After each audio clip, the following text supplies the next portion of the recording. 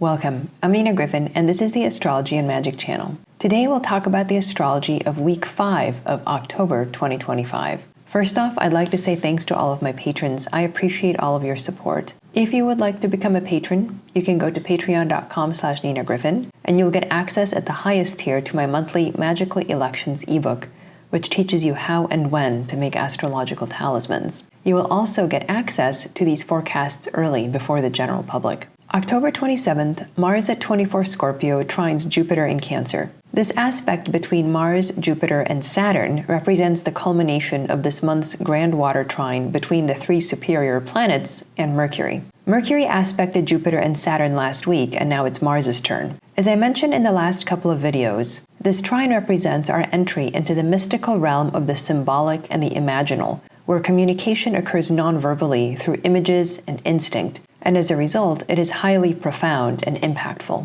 With a grand trine alignment, there's always the sense of puzzle pieces falling into place, allowing energy to flow effortlessly through this perfect circuit. As always, if any of the parts of the grand trine aspect important planets in our chart, we will experience the energy of the entire alignment, the whole package. Mars trine Jupiter is a powerful warrior combination that is confident it will obtain what it wants, and then sets out to get it. At the highest level, we see assertiveness and engagement with difficulties, symbolized by Mars, drawing on Jupiter's wisdom and optimism to create an unbeatable combination. October 29th, Mars at 25 Scorpio trines Saturn in Pisces. This is the last aspect in the water grand trine made by Mars. In his trine to Jupiter, Mars moved forward and opened the door to profound realizations. Saturn now solidifies that progress and makes it tangible. In a way, the entire trine configuration that started with Mercury last week has been building up to physical manifestation, symbolized by the final aspect between Mars and Saturn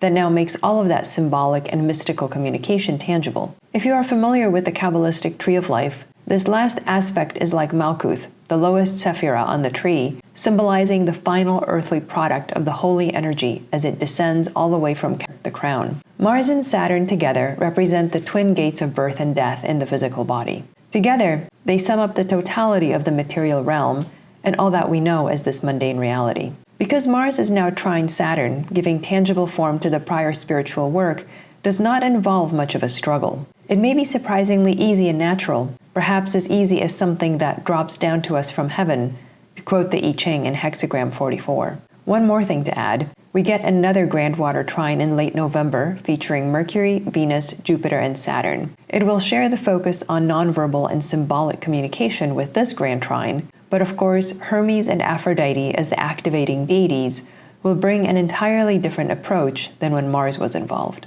October 29th, Mercury will enter Sagittarius. Mercury now enters his detriment in Sagittarius. It is one of the loud-voiced signs, so communication now moves from the realm of the nonverbal into the realm of expression. However, Mercury will soon turn retrograde, and he will re-enter Scorpio on November 18th, so in the near future, Mercury will only spend about 3 weeks in Sagittarius. This is an opportunity for us to try on the binary modalities of nonverbal and verbal communication in quick succession. Mercury will go from Scorpio to Sagittarius, back to Scorpio, and then returning to Sagittarius, all in the space of about 7 weeks. Being flexible and open to different ways of communicating will be critical to our successful functioning. October 29th, Mercury at 0 Sagittarius will make an opposition to Uranus in Gemini, and the next day, he will sextile Pluto. Mercury currently activates the epoch-making Uranus, Neptune, and Pluto alignment. This will happen over and over with the inner planets, so I will not spend much time on it, but it's worth noting. Thanks for watching. I'm Nina Gryphon, and this is the Astrology and Magic channel.